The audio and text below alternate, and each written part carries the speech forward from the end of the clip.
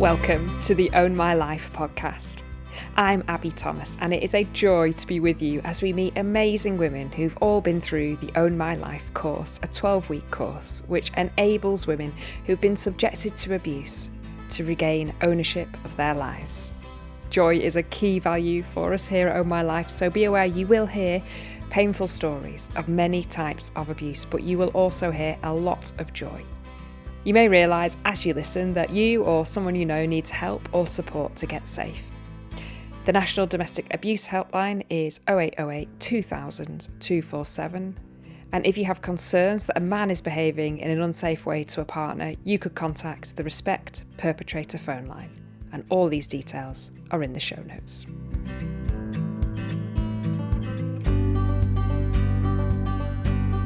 I'm here with Natalie Collins again, creator of the Own My Life course, CEO of Own My Life, author, speaker, general, all-round legend. Welcome back to the Own My Life podcast. Oh, I'm going to get you to write all my biographies after that, Abby. Yeah, word for word, that could be it, wouldn't it? That'd be great.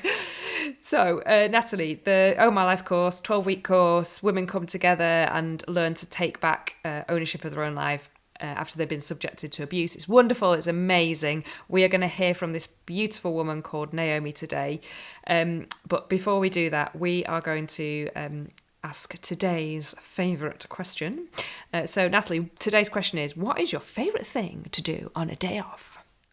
Every time you say today's favourite question, I think that there's some rule about the favourite question on this date is, and it's going to be a random question generated by the favourite question generator. I have a kind of like it's almost needs a jingle, doesn't it? I might get a jingle for that bit. Favourite question time. So my favourite thing to do on a day off is to travel by metro with Preston Waffler Pie. Sitting next to me now, snoring there, sometimes. Snoozing. And my husband and potentially whichever kids and the grandbaby or whoever wants to join us on the metro up to Whitley Bay, walking along the seafront, going potentially to Tynemouth Market, which is legendary, and having an all-round beautiful day with good coffee, beautiful weather, cold or warm, but sunshine, just being with my people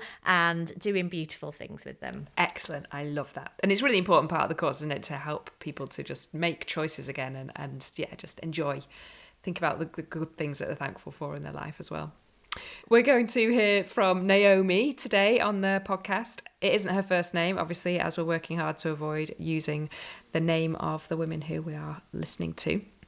Naomi is a Christian, and there's some really interesting reflections during this episode on faith and abuse as well. Naomi, thank you so much for welcoming me into your home. It's been a joy to get to know you over the past weeks, and thank you for sharing your story with us at Own My Life. It's been lovely chatting with you as well. It's been really nice having the space to talk through the joyful things as well as the painful things. Because a lot of the time people find it difficult to accept that you find joy. And so that has been really nice. Fantastic. So tell me a bit about you now, Naomi. Tell me about the things that bring you joy in your life now. It really is the simple things. It's making plans with friends and actually being able to go and meet those friends. And then when you're with them, not worrying about getting home, getting my hair done. It was the first time I went and got my hair done after I left. I cried, but I was so happy because I was getting my hair done. And now every time I go back, it is a joyful experience. Being able to choose what to watch on the TV. And just enjoying my children, spending time with them without being fearful. Those are the things I really find joy in at the moment. Fantastic. And I'm sure we'll pick up on that thread of joy throughout the rest of our conversation. That's a great place to start. Naomi, when did you first realise that your partner was abusive? It was a long time into our relationship. We had been together for many, many years before I even considered that it was an abusive relationship. I just thought, marriage is hard. Relationships are difficult. And so I just need to keep trying and keep working at it because That's what it is. And it wasn't until over 15 years into our relationship that I suddenly realised, no, actually, this is more than that. This is abuse. And I had a very much like a thunderbolt moment where I just suddenly realised and everything shifted. And I look back and the whole tenor of my relationship changed and nothing was the same again. What was that thunderbolt moment? I asked a simple question about a change I wanted to make, and he didn't talk to me for a week until I said, don't worry, I don't want to make that change. It's fine. I don't know why I even said it. And then it was as if it never happened, and he just carried on. And I just thought, I have made every compromise.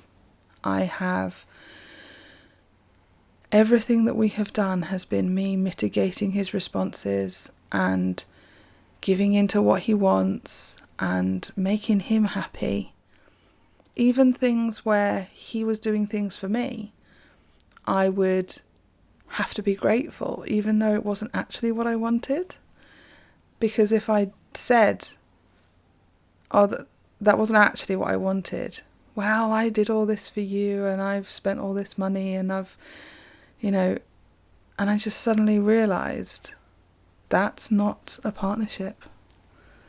And I couldn't look at our relationship the same again after that. Are you happy to share a few of the things that evidence that control was a part of your relationship, apart from those things that you've already mentioned? By the time I left, we'd been together for over 20 years. And looking back, the control started really early on. But I was a teenager when we started going out. I didn't know. And at the time, I thought this is normal. Before we even got married, I asked him if he would consider going to counselling for some of the things that had happened in his childhood. He told me I was putting too much pressure on him. But he told me that I should possibly seek counselling for some of my things. And I was like, oh, okay, that's a great idea, so I'll do that. We moved where he wanted to live, and it made sense to me financially, so we did. But then towards the end, I think he realised that I had changed, that I had realised what was going on. I was slipping away, and he got really controlling really fast. And he would control what I ate and when I ate, when I went to bed, when I would get up, the job that I was doing, all of the things in the house, all the jobs that I would do in the house, what we did with our free time. Absolutely everything was controlled by him. Every single thing. It felt like when I could breathe, he was controlling. He controlled our finances. It was all pervasive at the end. And did you ever, in this time, find yourself asking the question, why am I here? I know it's often like an inappropriate question that people might ask, why don't you just leave? Did you ever find yourself asking that question? Again, not to start with. Not for a very long time. When I had that thunderbolt moment, I looked up and I thought, how did I get here? It was almost like I'd been swimming underwater and suddenly I popped up and I was like, how on earth did I get here? It must have been the current that took me there. But in terms of leaving, I wanted to leave, but I knew it was going to be tricky. And so when I thought, why have I not left yet? And you question yourself so many times, even after you do leave, why didn't I leave earlier? But I couldn't. It needed to be the right time to keep us safe and to make sure it would stick, that I would leave and I would stay left. And that took time. And I do mourn the time that it took. But I know absolutely that I couldn't have left any earlier. and I couldn't have done it any other way. That's a very gracious answer to a very unpleasant question. Thank you. That's okay. What do you think about the way healthy relationships are taught in school? I remember when I was at school, we were absolutely taught that if we looked after ourselves, we would be fine. If we were happy and healthy and whole in ourselves, then we would have happy, healthy, whole relationships. With Own My Life, it doesn't come from that perspective. It comes from the perspective that not everybody is coming to this in good faith. That there are people out there who specifically want to get in relationships to manipulate and control. And that's really hard. And I understand why schools struggle with it, but I think it would be very valuable to have. And I think with the Own My Life course and doing that, it did kind of untie some of those ideas that I'd had right from a young age, being taught about relationships in church and in school. It does make you feel like, okay, so it's not something I've done wrong. I haven't made a mistake. It wasn't my fault. It was their fault. I came into this relationship in good faith. I loved him. With my whole being, I loved him. But he didn't love me. He just wanted to control and possess. And that's on him, it's not on me. And it's not okay, but it is okay. Because I'm okay. It's reframing that question, isn't it? It's not, why don't you leave? It's, why doesn't he stop abusing? 100%. Yeah. And at Own My Life, we like to talk about honouring resistance, which is a really unusual concept, I think. I must admit, when I did it on the course, I laughed. Because towards the end, when things got really bad, I started, whenever he turned his back, I would stick my middle finger up at him. And if we were out, I'd do it in my pocket. And it felt like I was doing it constantly for over a year before I left. And it just made me feel happy. Yes. And it seemed so silly. And I felt so silly. And I never told anyone. And then we came to this point on the course and I told them. And the ladies all laughed, but with me. Because they were like, yeah, you hear so many stories of people doing similar things. And I must admit, I was quite scared he would one day catch me. Never happened. But it just felt like, okay, I'm making my plans. I'm resisting because I am creating my community. I'm making my plans to leave.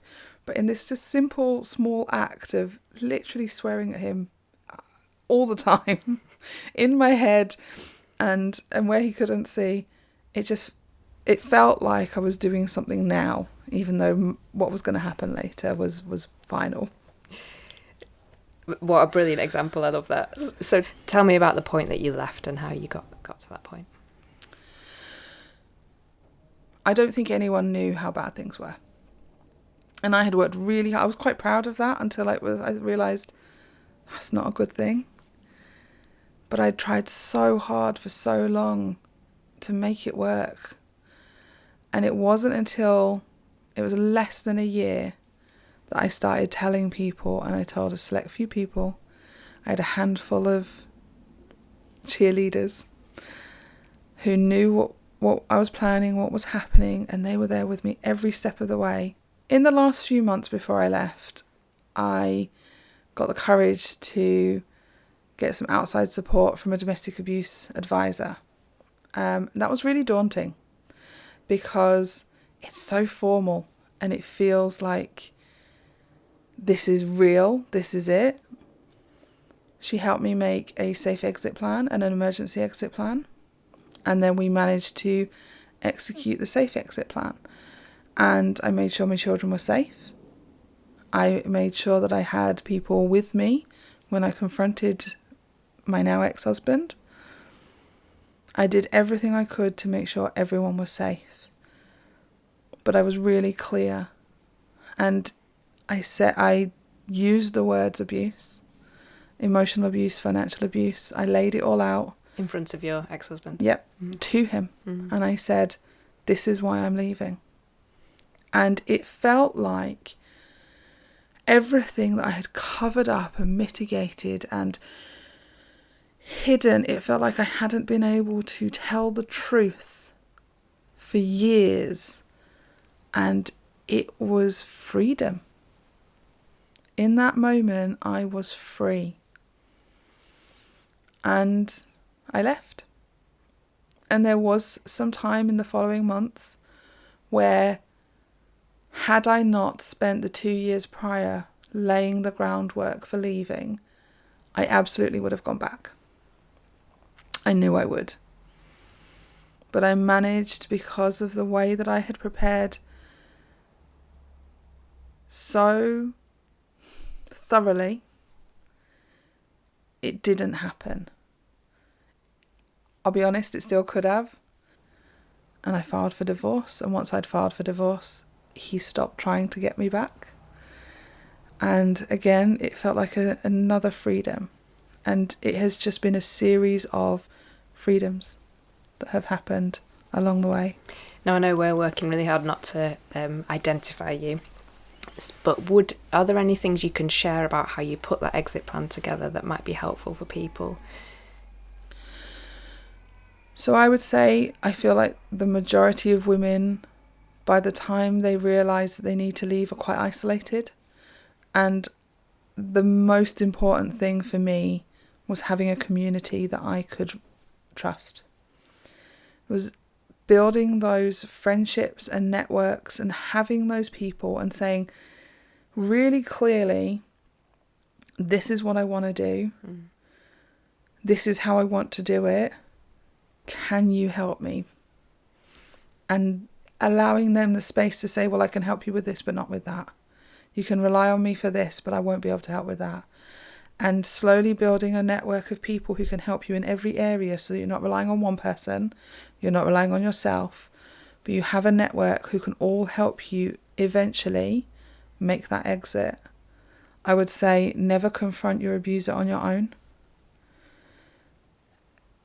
Even if there hasn't been physical abuse in your relationship, it can turn very quickly. Make sure that you have your important documents away first. So passports out of the house, birth certificates out of the house, everything was away. I made sure everything was away that was important to me, that I absolutely did not want to end up being thrown away or damaged or destroyed. And again, I had people who held things for me. So you did that slowly over a period of months. You just gradually moved things to a safe place. Yeah. And to different safe places. And for me, it was really important that the children weren't there and they weren't anywhere near when this happened. And I think that's really all you can do. Despite everything, I still loved him. And I still wanted him to be safe. And so I made sure that there was one person, like literally just before I spoke to him to say that I was leaving, I told someone close to him that I didn't give any detail, I just said, I'm going to be leaving. Can you check up on him in a couple of hours? But that's not going to be important to everybody. Ultimately, I didn't want him to do anything to himself that would be on my conscience, because he had taken enough from me. He had taken everything, almost. And if he did something to himself and that was then on my conscience, he would have taken that from me as well. Tell me about your family's reaction to your situation. I think as with every family, it was mixed. I had some family that were just wholeheartedly supportive and quite gung-ho. We'll come and we'll save you. And that wasn't what I needed. I needed to save myself. I had some family who don't believe in divorce and think that God doesn't like divorce, but also loved me and wanted me to be safe. But on the whole, I am so fortunate with my family because they were just behind me and my children. Faith is a really important part of your life. Yeah. I think it might be interesting to hear a little bit about your experience of church and how faith communities can be a good or a positive or a negative, agent in these situations. So could you just talk a little bit around that? Yeah. I had chosen a church after my, what I'm now calling apparently my thunderbolt moment, which I felt would support me. They were so loving and kind. I think a little bit naive as to what can go on in churches, that then they felt like, oh, there's stuff that's out there, but that's not in here. I spoke to my church leaders when I had made my decision, because I felt it was important to tell them and to give them the opportunity to support me. And there was a little bit at the beginning, which was, well, have you tried? And I just said, I'm going to stop you there.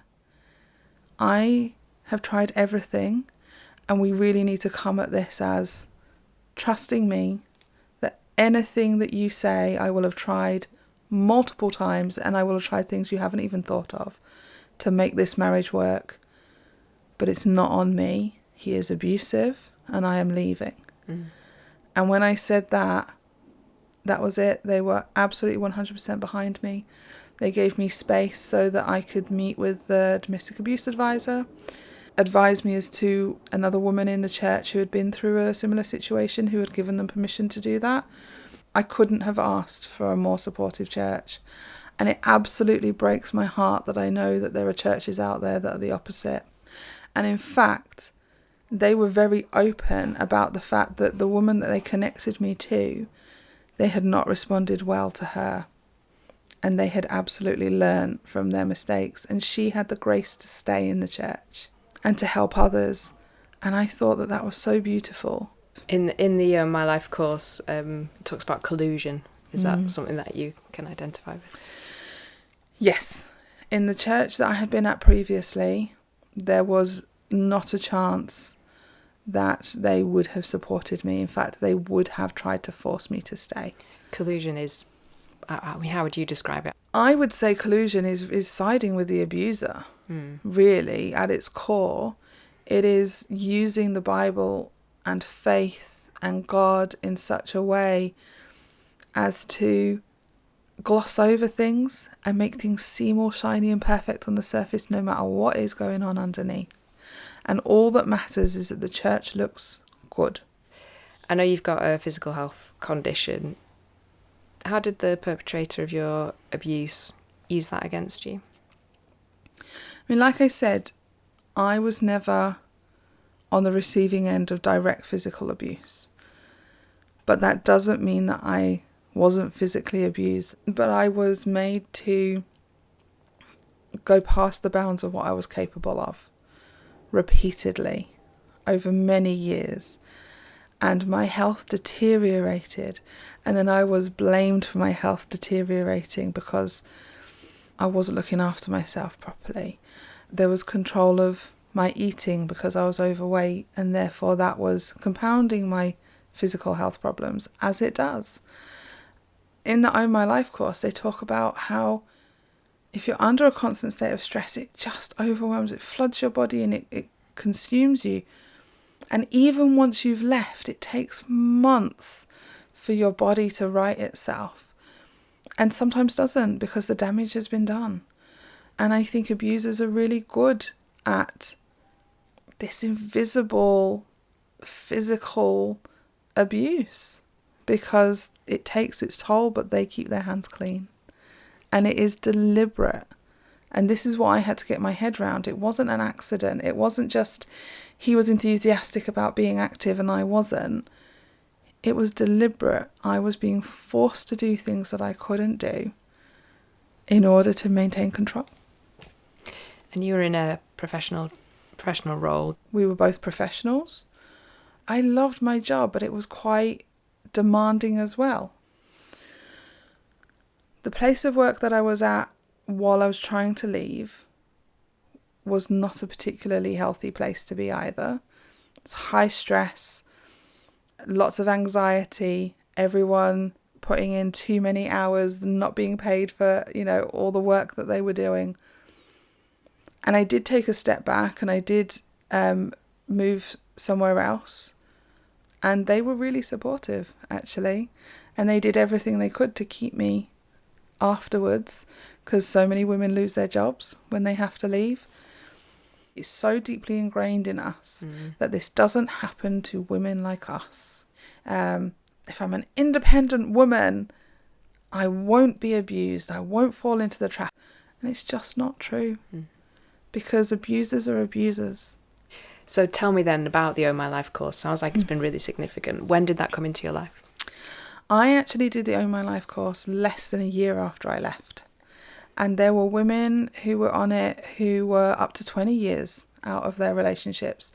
And there were so many bits where it was like little light bulb moments where I thought it was just me. And it was a bit heartbreaking as well, because at the beginning I was like, if it's so obvious, again, why did I miss it?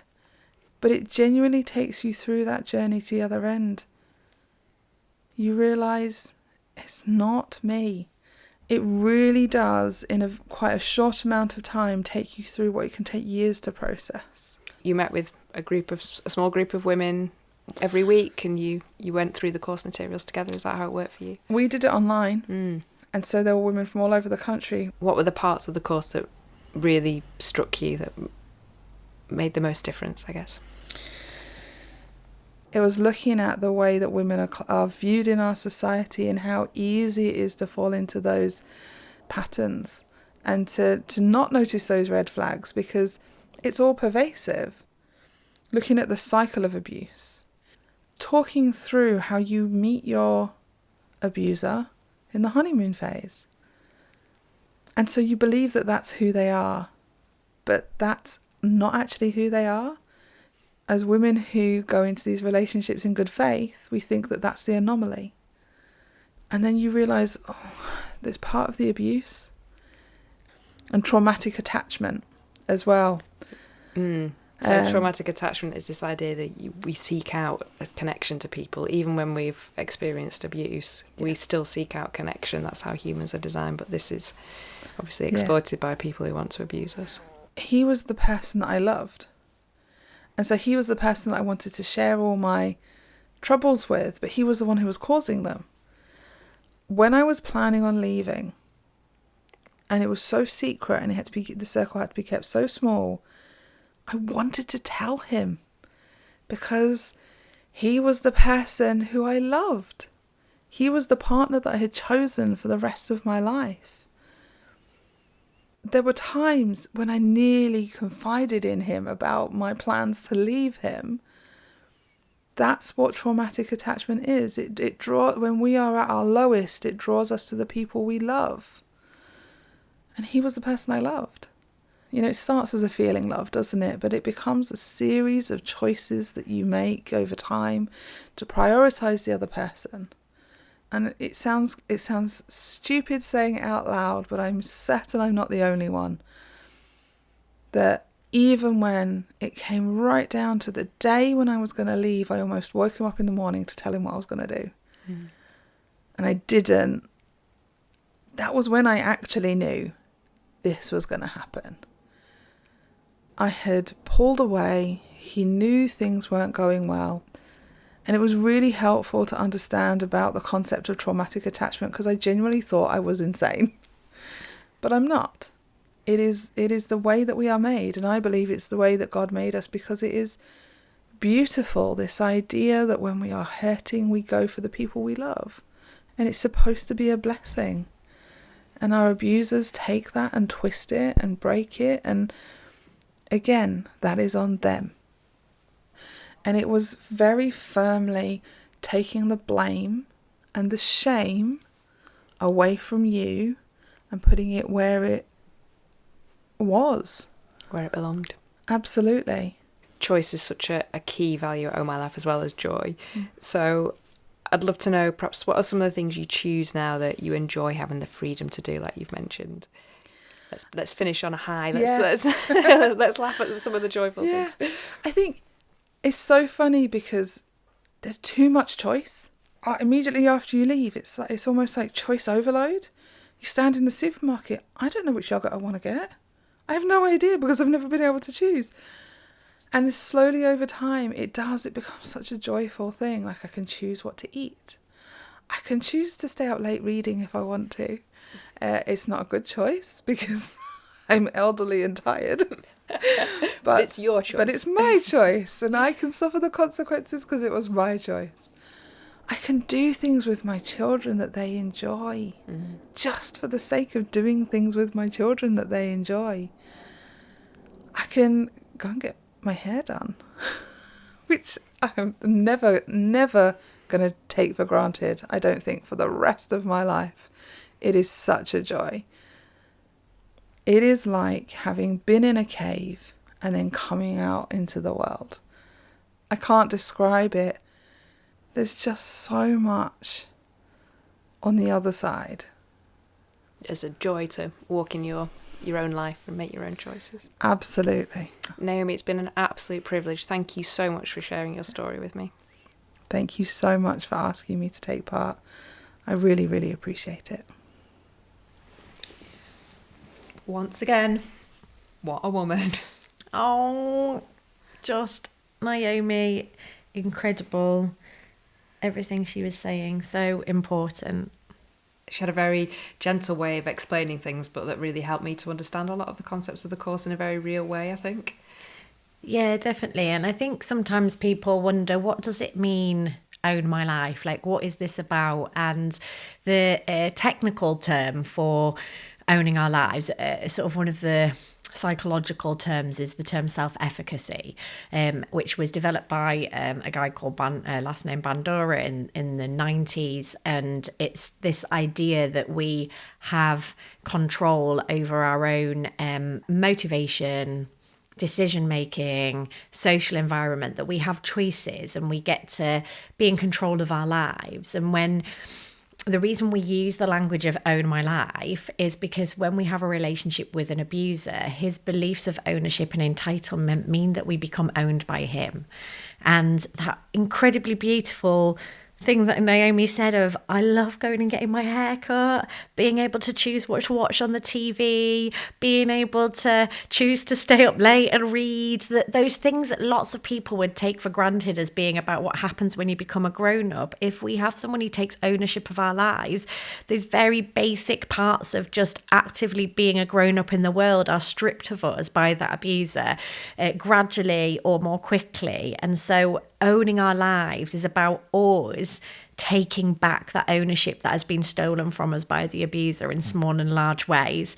So it is beautiful and profound to listen to Naomi talking about what that materially looks like for her now, and also the process, the incredible and courageous process she went through to get there.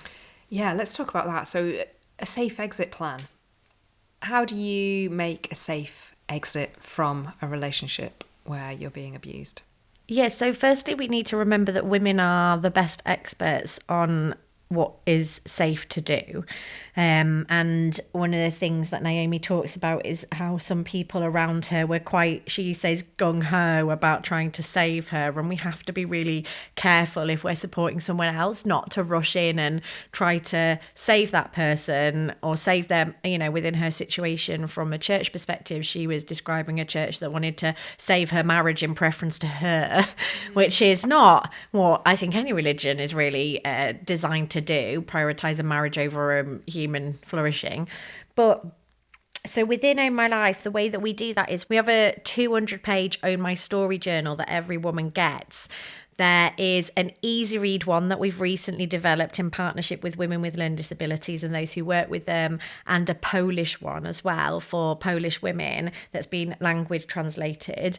And we also have one for the Republic of Ireland. And within that journal that each woman gets, there's a fully comprehensive safety plan. But we know this needs to be available to everyone. So in the show notes, there'll be a link to that safety plan. And we've got it in English, Welsh, the Scottish one with the Scottish law, an easy read version, Polish version, you know, lots of different versions, an Irish Republic of Ireland contextualized version.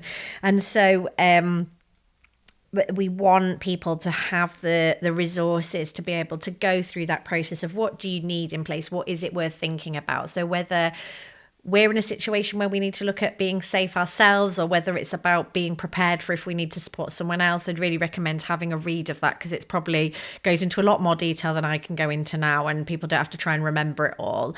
When I'm saying on a very basic level, if we want to talk about safety planning, in terms of thinking about what we're encouraging people to imagine if somebody is living with a mass murderer who may murder them at any point, what sorts of things would you need to think about? So, like basically get yourself into that headspace. If you've been kidnapped and locked in a house, what would you need to think about? Actually, if that person starts any conflict, you probably don't want to go in the kitchen with the knives.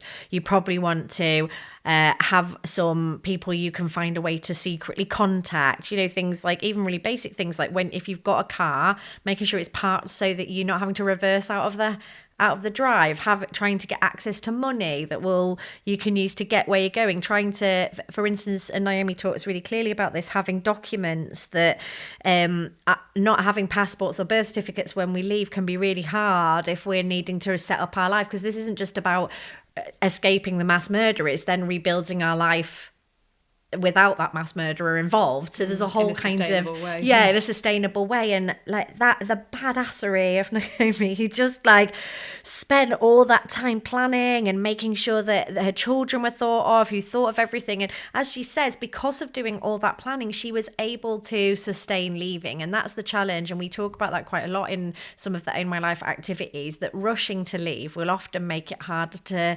sustain that leaving, and we're more likely to go back. And so rushing someone else to leave inevitably is almost much worse, because they haven't even made that decision for themselves. So that ability to build safety is really important. I think it's also important to say though that if you are in immediate danger, you must leave. Like, don't think, I'll just wait until I can make a proper plan and everything. Absolutely. If somebody feels unsafe, and again, people need to listen to their own intuition on this and their own feelings on this, because actually women might be listening to me saying that and going, well, that's a nonsense, I just need to go. But Natalie's saying this, listen to yourself over me. And this, like if you're like, that's a nonsense, it probably is for that situation. So I think all the time it's about, what an abuser does is constantly make us feel like doubtful about our own ability to think straight, to be right, to make good choices.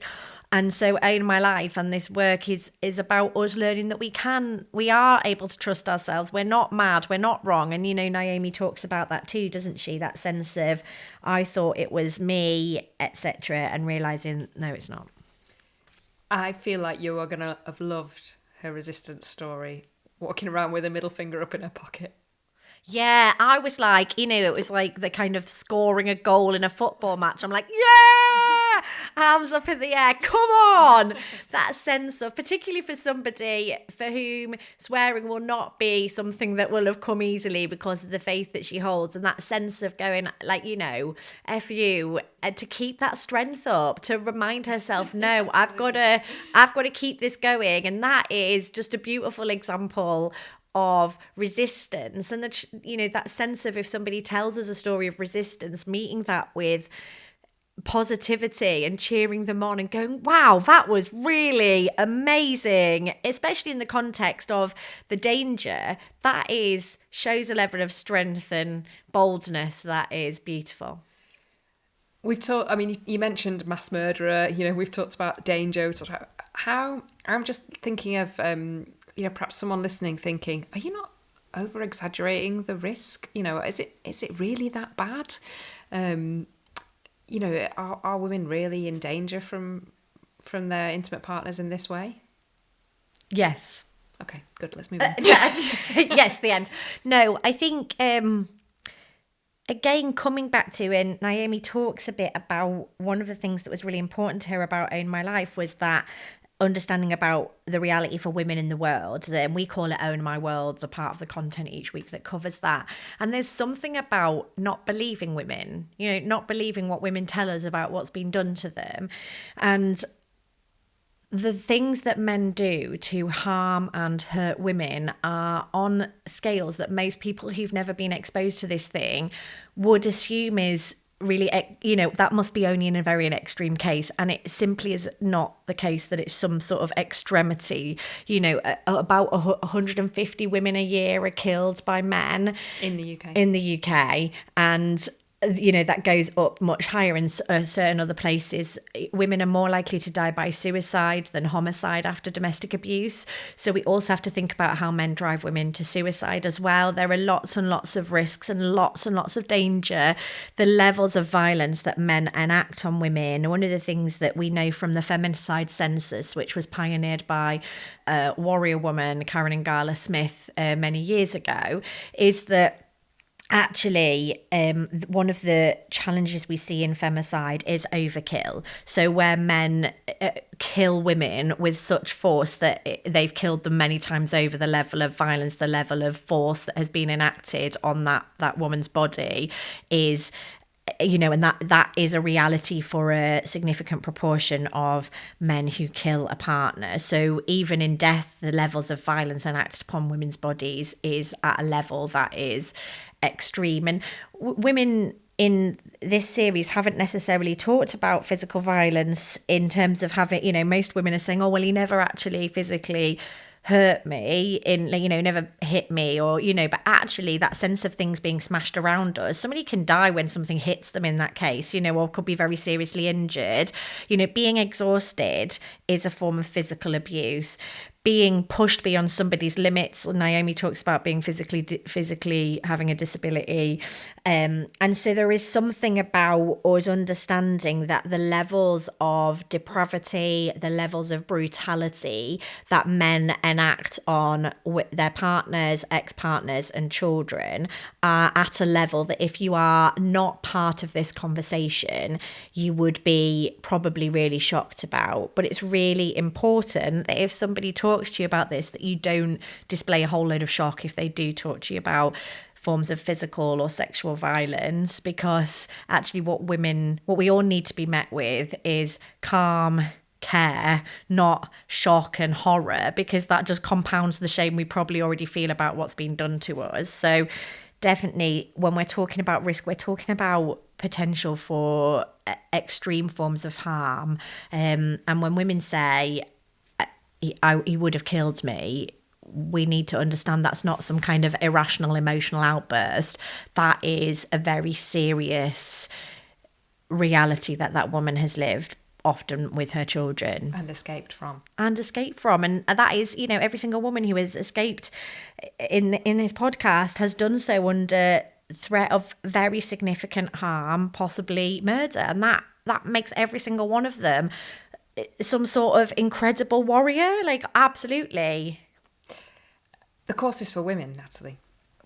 What would you say to men who are hearing this and would love to know more or want to, just really join the cause? The cause, yeah.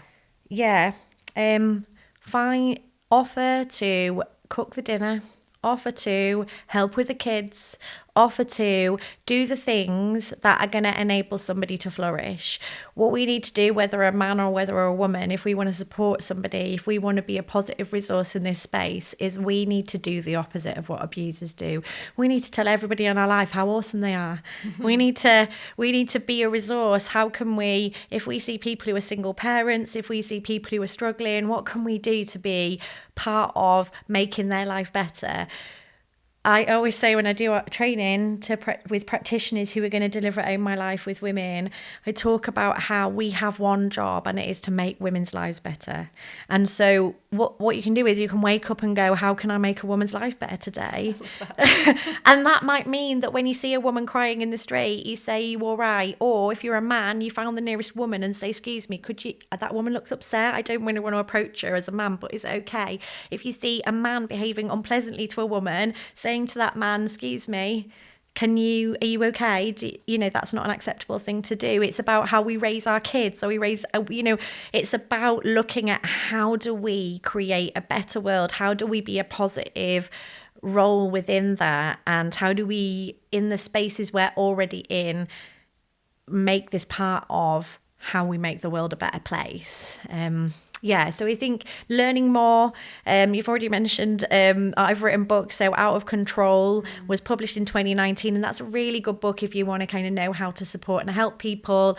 And Abuse is a Verb is another book that I've written that is more about how do we talk about abuse, and both of those are available From to all buy good and read. bookshops. Yeah, both of those available online. We'll So go to the show definitely, notes and, yeah. So, and I think also just for women who are like, oh, I think I could do with this Own My Life course, people can find out where their nearest course is on our website, and there'll be a link for how to find that course in the show notes. And just to say, a number of women have talked about traumatic attachment as something that's been really important. Naomi talked about it, and to explain for those who haven't ever done the course, that we explain what traumatic attachment is in a video. The 5 Fs that have also been mentioned, that's explained in a video, which has activities in the journal and the scripts for the videos there too. And so a lot of what we do is about trying to make concepts that often feel a bit sciencey or difficult to understand accessible through videos. And we do actually have a separate video platform where anybody can get access to those videos and some support activities. Own My Life Discovery .org if people want to access those videos. So men can absolutely, there's a subscription fee for that, but they could get access to the videos and activities through that as well. So I think building your knowledge and becoming the sort of person who makes women's lives better are a good first 2 steps. Naomi talked about religion and faith. Tell me a little bit about, your kind of your response to what she said, I guess. I just want to say a massive round of applause to the woman who came before her in the church who had a bad response and has helped that church to become better. All the labour and effort, which will have been unpaid and cost her an awful lot of emotional, probably she's needed to pay for her own flipping therapy over it, has enabled that church to become a place that was safe for Naomi to be able to be in. That is brilliant. So well done to that woman. Someone needs to give her a big round of applause. We'll do it now. Come on. Round of applause to you. And also get that church to find out how much she's paid in therapy and pay it for her. But yeah, so I think that's that sense of, it's encouraging to me that the church has changed after a previous situation where it hadn't been great, which lots of women's experiences of faith spaces. It's probably worth mentioning that I have a Christian faith myself, and so have spent the last 15 years alongside doing things like Own My Life, working with churches to do better. I feel like going, other religions are available at this point. But there's a great organisation called the Faith and Violence Against Women and Girls Coalition that seeks to enable faith communities to be more abuse literate and more and abuse work to be more faith literate. So if you're coming from another faith perspective or are interested in that, they would be a good place to start. So I think, really hearing from Naomi, those 2 different responses from 2 churches. One church that was not helpful and was colluding with her ex-husband, and then another church that was a resource, and that when she said, whatever you suggest, I'll already have done it a lot more times. that they listened to her, they heard her, and they didn't keep trying to convince her that there was a way to save the marriage. So I think that gives us some encouragement that there are faith communities out there where women can experience a positive resource, and that there are faith communities which are incredibly difficult, traumatic, and collude with abusers, and may have abusers within them who are in the leadership, are perpetrating abuse within that church with impunity, as we've seen in lots of different abuse scandals over the last few years. So I think that sense of understanding collusion, which is a core part of Own My Life, and we have a quiz where we help participants to think through which people in this story are colluding with the abuser. So give us an example of some collusion then. So tell me, how could, I'm not saying this is a general story thing, but how could a social worker collude with an abuser? Okay, so let's go through a few different scenarios, a few different people who could collude with the abuser. So the social worker could say, right, Natalie, it's really important for you to go onto a parenting course as you're not managing your children. The way we know that's about colluding is that the priority is not the perpetrator's behaviour and the perpetrator is the cause. It's seeing the mother as needing to change her behavior to make sure her children are all right, when the fact is she's not the problem, he is. The problem within social care and within children's services is fathers and men are absent, they're invisible within those processes, for better and for worse, so when they're not seen as a positive resource to children and families, but they're also not seen as a likely to be the most dangerous reality for those children and for their mother. So that's a social worker. The vicar, thinking of Naomi's situation, Jesus died for your sins. The least you can do is die for your marriage. You should die to yourself because, you'll get eternal life one day. So obviously that's quite obvious, the collusion there. It may be saying things like, it does sound like he's been difficult, but you are quite assertive. So I imagine you're not massively easy to live with. That might be something that a family member might say, or, maybe her mum or her dad says something like, it takes give and take in a relationship, and he's obviously having a difficult time at the minute. Maybe you just need to give a bit more. So this sense of, there's lots of, it's not everybody who's colluding is intentionally deciding, I am going to side with the abuser in a way that is torturously awful for his partner. But what emerges is this sense of siding with the abuser because they're not siding. And it is about choosing sides. And people who say, I don't want to choose sides, have chosen to side with the oppressor, because of course you should side with the person who's being abused. Like, that's just morally the right thing to do. Do you think sometimes people struggle to recognise what is abuse? Oh, absolutely, which is why the Biden behaviours are so helpful and why women talk about it being really profoundly useful. So, yeah, people struggle to identify abuse. And I think probably what is a bigger problem is people think abuse is something that happens everywhere else. So the danger, particularly for faith communities, is this idea that we're safe here because we're a family and we're all on the same page. And Naomi talks about that. When she went into her marriage, she went into it assuming, well, as long as I'm in the right place, everybody has the same intentions and approach to life that I do. We're all trying to meet the other person in kindness, care, and if I work on myself and they work on themselves, that's great. But that only works if both people are doing that. And the idea that there are a significant proportion of generally men in this world that aren't approaching relationships like that is incredibly hard to deal with. So I think that one of the challenges is most people think abuse is wrong, but whenever they come across it, it can't be abuse because in their situation, it must be something else because that man's a lovely man. He must just be having a difficult time, or maybe she's just exaggerating and is misunderstanding this poor man's stressful job or whatever. So I think all of that makes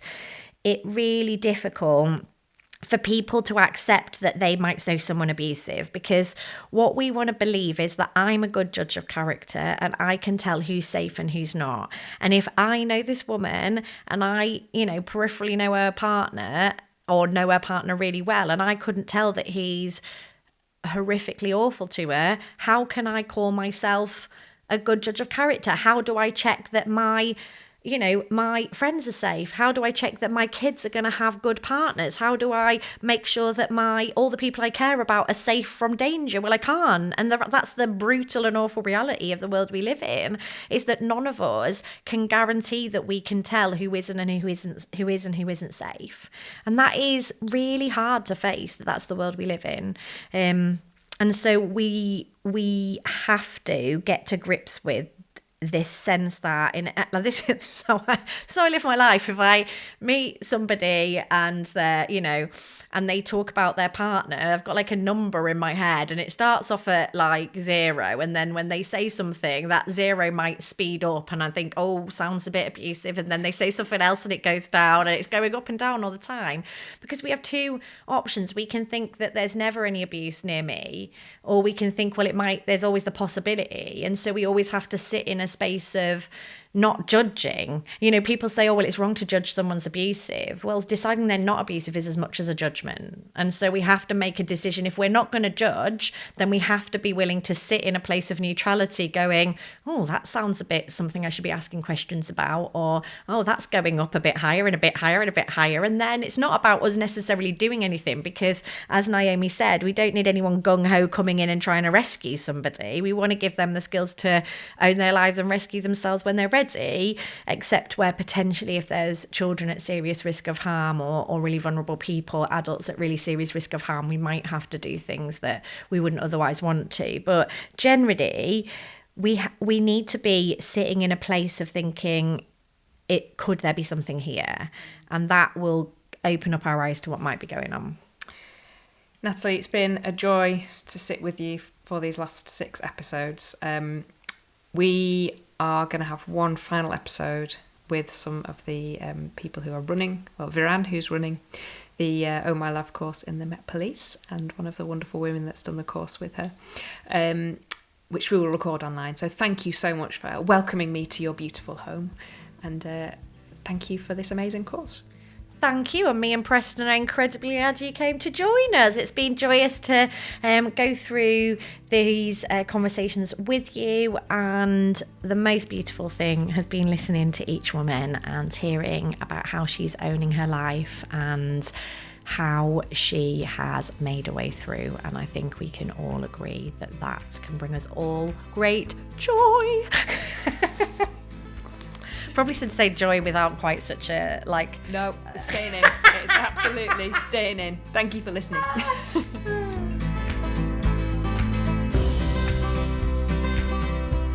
Thank you so much for joining us for the Own My Life podcast. We want to say a huge thank you to all the organisations that run Own My Life in the UK and Ireland and online for everything you're doing to make women's lives better. And finally, to the Community Foundation North East, who have funded this podcast. We are so grateful.